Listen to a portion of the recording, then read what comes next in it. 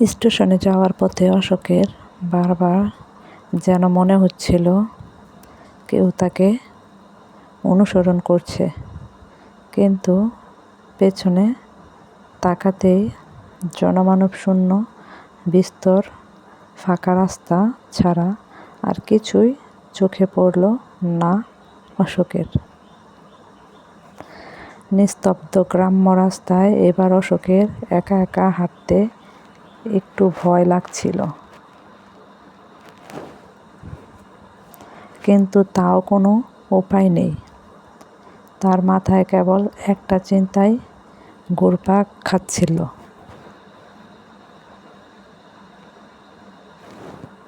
যে করেই হোক তাকে আজ রাতের মধ্যেই গ্রাম ছেড়ে শহরে চলে যেতে হবে, নয়তো তার সমূহ বিপদ। এই কথাগুলো ভাবতে ভাবতেই অশোক একটা সিগারেট ধরালো আর বাকিটা রাস্তা হাঁটতে লাগলো।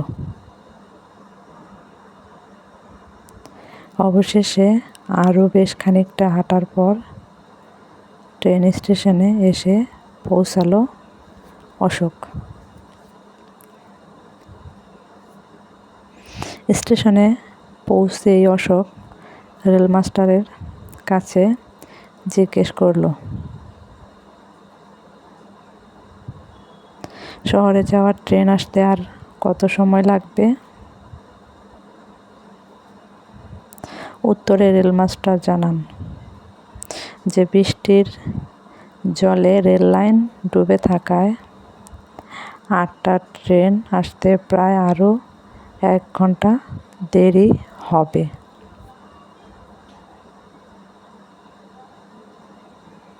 রেলমাস্টারের মুখে এমন কথা শুনে অশোক যেন খুবই হতাশ হয়ে পড়ল। সে যতই তাড়াহুড়া করছিল শহরে যাওয়ার জন্য, ততই যেন পরিস্থিতি তাকে বাধা দিচ্ছে প্রতিটা মুহূর্তেই। হাতে আর কোনো উপায় না পেয়ে অশোক ট্রেন স্টেশনে বসে রইল ট্রেন আসার অপেক্ষায়। স্টেশনের চারপাশটাতেই তখন ভয়াবহ নীরবতা বিরাজ করছে। অশোক স্টেশনের আশেপাশে চেয়ে দেখে জনমানব শূন্য এই ট্রেন স্টেশনে সে একাই অপেক্ষারত যাত্রী, যার সঙ্গী বলতে কেবলই রয়েছে স্টেশনের পাশে চলাচল করা কয়েকটা রাস্তার কুকুর। এই দিকে তখন শীতও লাগছিল অশোকের, তাই সে গায়ে চাদর দিয়ে স্টেশনে থাকা বেঞ্চের উপর বসে রইল। একটু পরপরই হাতে থাকা হাতঘড়ির দিকে তাকিয়ে লক্ষ্য করছিল ট্রেন আসতে আর কত দেরি। এমন সময় হঠাৎই অশোক দেখল তার থেকে 2 বেঞ্চ দূরে কেউ একজন বসে রয়েছে। একে তো রাতের বেলা, তার উপরে শীতকালের ঘন কুয়াশায় ঢাকা পরিবেশ। তাই অশোক স্পষ্ট করে কিছুই দেখতে পেল না, তবে এটা ভেবে স্বস্তি পেল, যাক অন্তত সে ছাড়াও স্টেশনে কেউ একজন তো আছে,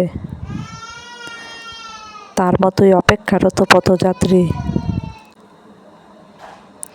এতক্ষণ ধরে স্টেশনে একা একা বসে থেকে অশোকের যখন খুব বিরক্ত লাগছিল, তখন সে ভাবল স্টেশনে থাকা ওই ব্যক্তির সাথেই কথা বলা যাক, তাতে অন্তত কথা বলার মাঝে সময়টাও কেটে যাবে, আর একা একা অস্বস্তি বোধও হবে না।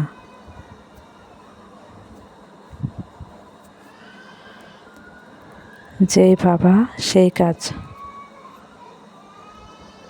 অশোক নিজের বেঞ্চ থেকে উঠে দাঁড়ালো।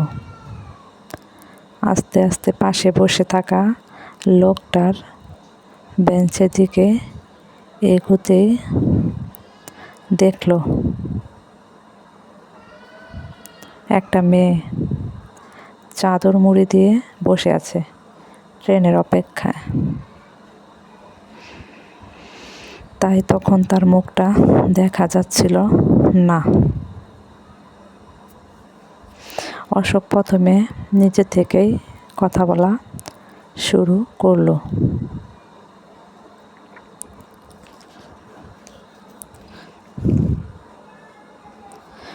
অশোক মেয়েটাকে উদ্দেশ্য করে জিজ্ঞেস করলো, সে কোথায় যাবে, আর এত রাতে একটা মেয়ে হয়ে একা একাই বা কেন এই স্টেশনে বসে আছে?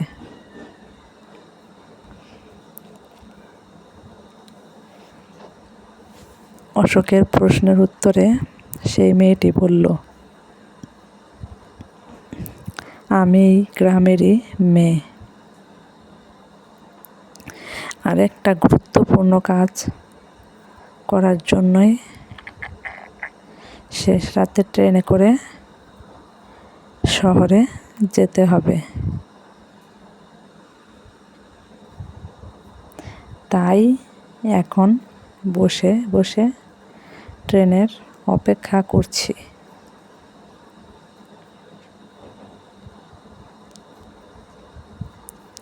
এরপর আরও বেশ কিছুক্ষণ অশোক আর সেই মেয়েটার মধ্যে কথাবার্তা হয়।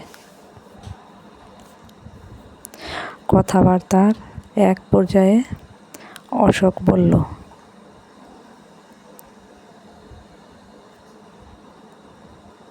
দেখুন তো, কথায় কথায় আপনার নামটাই জানা হলো না। কী নাম আপনার?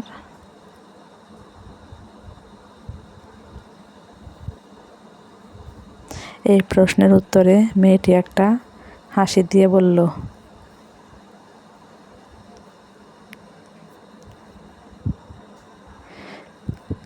এত সহজেই বুঝি ভুলে গিয়েছ তোমার নন্দিনীকে? তাই এখন হয়তো আর তার নামটাও জিজ্ঞেস করতে হয়। মেয়েটার মুখে এমন একটা কথা শুনে অশোকের হুঁশ উড়ে যায়। চট করে তাকাতেই দেখল চাদর ঢাকা দেয়া মেয়েটা আর কেউ নয়, তার প্রেমিকা নন্দিনী।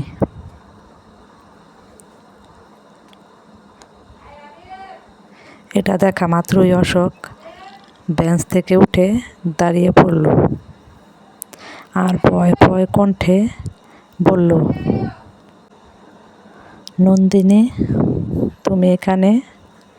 আর তুমি কিভাবে জানলে আমি আজ রাতেই শহরে যাচ্ছি? গল্পটি চলবে। এর বাকি অংশ পেতে চাইলে, বাকি পর্বগুলো পেতে চাইলে আমার চ্যানেলটাকে সাবস্ক্রাইব করে একটা লাইক এবং একটি শেয়ার করে পাশে থাকুন। ধন্যবাদ। Thanks for watching. Please subscribe my channel.